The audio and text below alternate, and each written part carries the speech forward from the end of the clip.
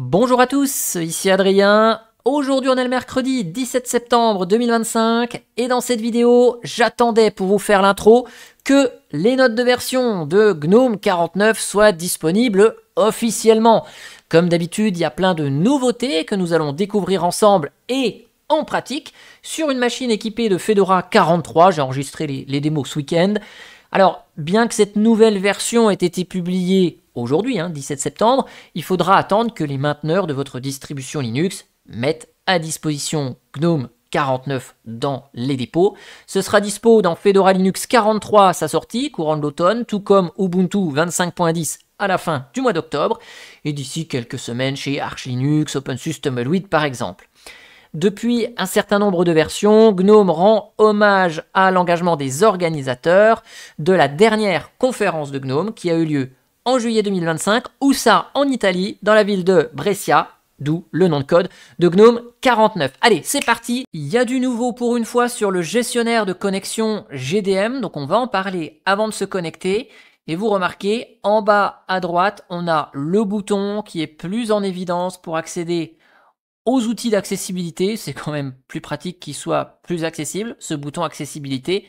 Et on retrouve l'ensemble des paramétrages d'accessibilité avec ce même système qu'on a dans le menu de configuration rapide en haut à droite. J'y reviens dans quelques instants. Donc déplacement des outils d'accessibilité, mais GDM, c'est également le gestionnaire de verrouillage. Ici, quand vous verrouillez votre session, c'est à nouveau GDM qui s'affiche. Et regardez, si je vous lance un petit peu de musique, alors vous l'entendrez pas à travers la carte d'acquisition, je verrouille ma session, mon écran s'éteint, je tente de déverrouiller, ok, et vous voyez, je suis sur l'écran de verrouillage, j'ai la possibilité de contrôler le lecteur de musique, mettre en pause, remettre en lecture, aller suivant, précédent. Ça c'est une nouvelle fonctionnalité sur l'écran de connexion. Je vous ai lancé une appli qui n'est pas de GNOME pour vous montrer qu'il y a bien d'autres lecteurs de musique qui sont compatibles avec cette fonctionnalité. Et enfin, sur cet écran de connexion, sur la partie verrouillage, si vous souhaitez mettre en veille, redémarrer, éteindre votre ordinateur, vous pouvez le faire sans avoir besoin de redémarrer votre session. Par contre, attention, si vous avez du travail non sauvegardé et que vous éteignez ou redémarrez la machine, qui n'est pas sauvegardé est perdu. Donc ceci, le redémarrer et le éteindre, c'est pas actif par défaut. Il faut y activer avec une fonctionnalité en ligne de commande. Je vous mettrai la commande dans le descriptif de la vidéo. Alors bien que GDM conserve encore pour sa version 49 le support de X11 Xorg, si vous lancez GNOME, par défaut, vous êtes sur Wayland et uniquement sur Wayland. Pour GNOME 49, X11 est quand même activable lors de la compilation. Ça se fait via une option qui est désactivée par défaut. Donc vos différentes distributions Linux peuvent réactiver le support. Mais sachez que pour GNOME 50, ce ne sera plus possible. C'est donc un GNOME exclusivement sur Wayland. Si vous avez des logiciels qui ne fonctionnent que sur X11, ils ne sont pas affectés parce que une fois que votre session est lancée en mode Wayland, vous avez le serveur graphique Xwayland qui vient ajouter de la compatibilité et faire fonctionner vos applications. Il n'y a pas de casse là-dessus. J'en profite pour le moment qu'on est sur l'environnement de bureau GNOME pour vous montrer ce menu ici, Quick Settings. Le bouton ne pas déranger fait son apparition pour désactiver les notifications. Auparavant, c'était dans la zone de notification ici. Donc là, ils nous ont regroupé la fonctionnalité au même endroit que les autres fonctionnalités. C'est pas plus mal, remarquez. Donc ça, c'est le premier truc qui a changé. Dans le cas d'un double écran, vous pourrez modifier la luminosité de l'écran écran par écran, si vos écrans le supportent. Donc vous aurez un petit menu de sélection comme là les cartes sont. Si vous avez plusieurs écrans, vous aurez la petite flèche et vous pouvez modifier la résolution de l'un ou de l'autre écran. Et puis vous remarquez que le voyant de la batterie, il a une petite modification. Vous voyez, il y a un petit logo de prise de courant ici. Ma batterie, elle est à 80%, elle n'est pas en charge, puisqu'effectivement, j'ai activé la fonctionnalité qui préserve la santé de la batterie. Donc la batterie se charge jusqu'à atteindre le niveau de 80%.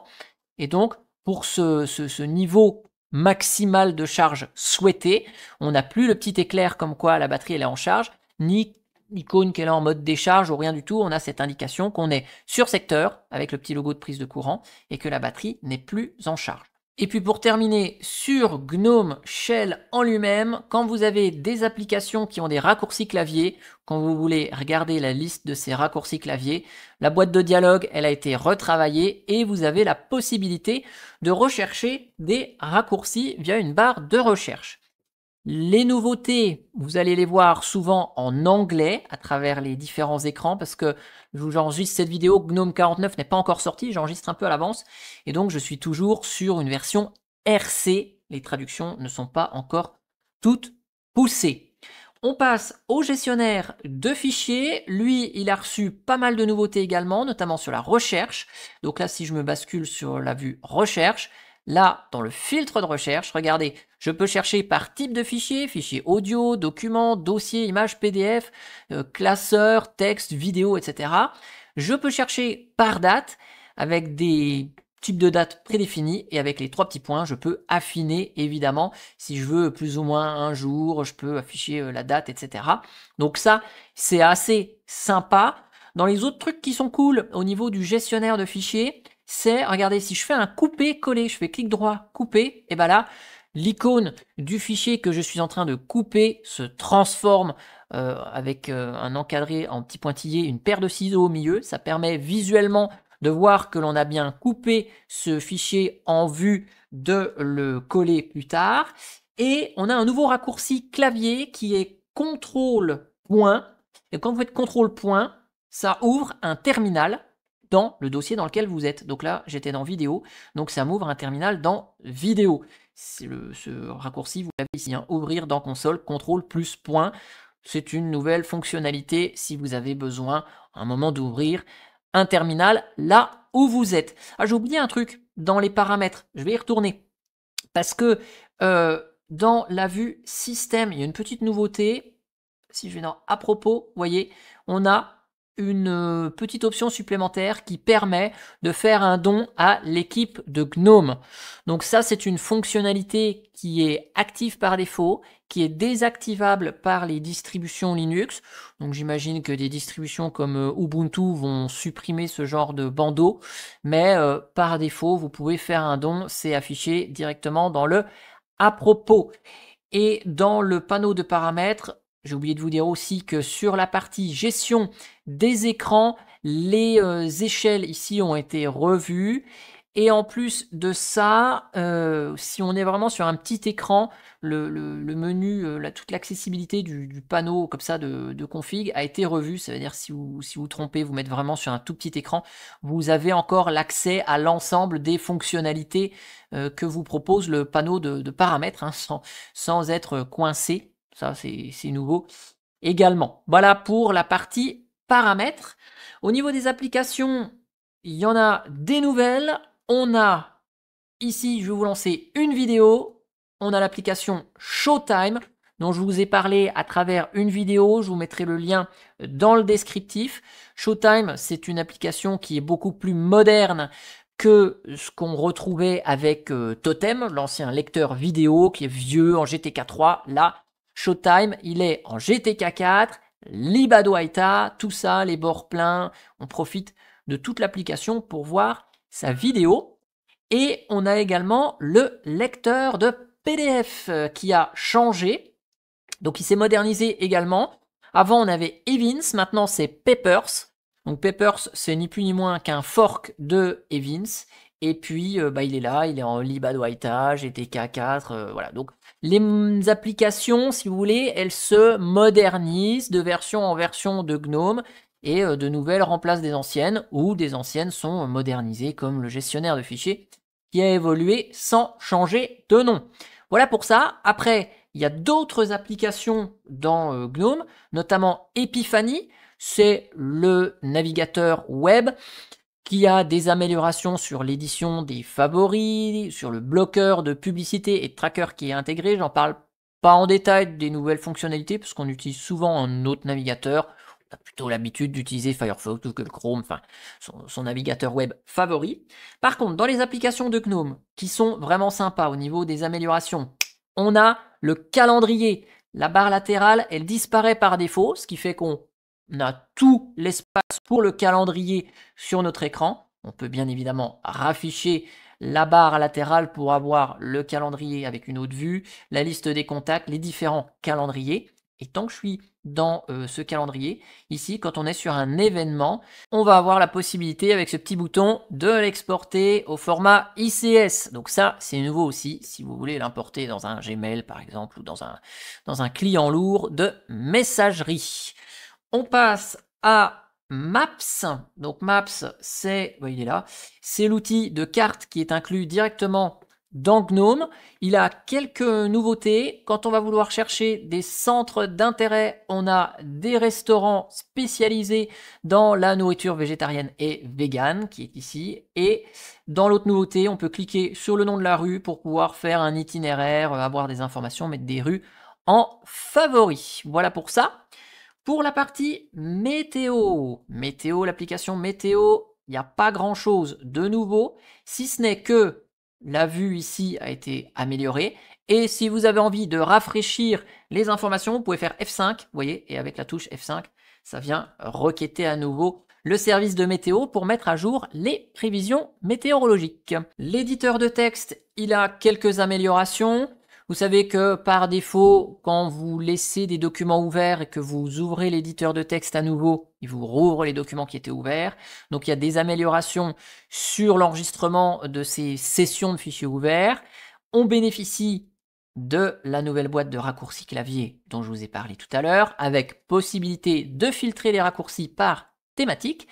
Et on l'avait vu dans la précédente version de Gnome, vous pouvez ici avec le petit i changer le codage du texte. Si vous changez le codage du texte, automatiquement le fichier se recharge avec ce nouvel encodage. Donc ça, c'est bon à prendre également.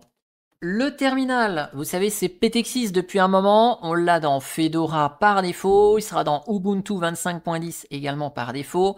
Il a reçu quelques améliorations, avec notamment ici dans la sélection soit d'une session locale, soit pour ouvrir différents conteneurs que vous avez sur votre système. Vous avez un filtre de recherche qui est invocable avec le raccourci clavier Alt virgule. Voilà, donc si vous avez plein de conteneurs, vous pouvez partir à la recherche très facilement. Et il supporte maintenant les liens mail-to. Je vous montre ça. Par exemple, si je fais un man, par exemple, je vais à la fin d'une page de manuel, vous voyez, il y a des adresses mail parfois qui sont écrites dans des pages de manuel ou autres.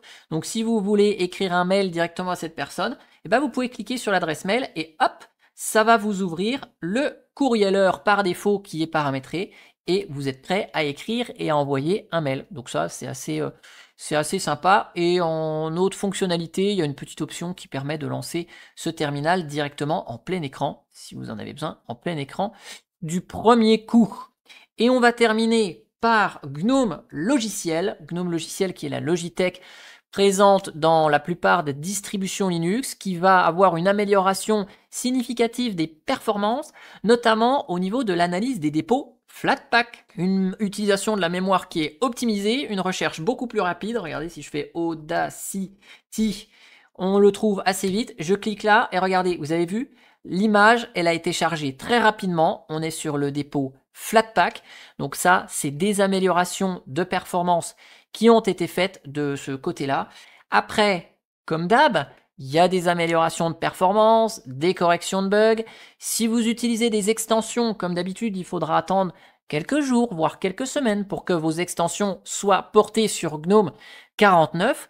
Donc regardez bien sur la boutique des extensions de Gnome si elles sont compatibles.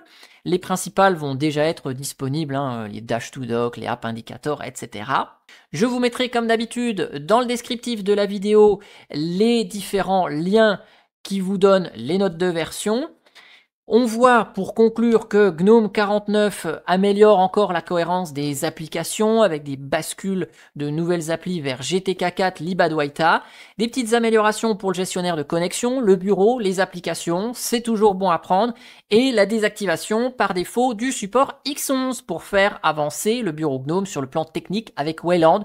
Donc peut-être qu'il y aura de nouvelles améliorations qui vont arriver beaucoup plus vite après, du fait qu'on n'ait plus ce support Xorg à laisser maintenu. En tout cas, n'hésitez pas à réagir en commentaire à cette vidéo. J'espère que ça vous a plu. Et moi, je vous dis à bientôt pour une prochaine vidéo. Allez, ciao, ciao, bye bye.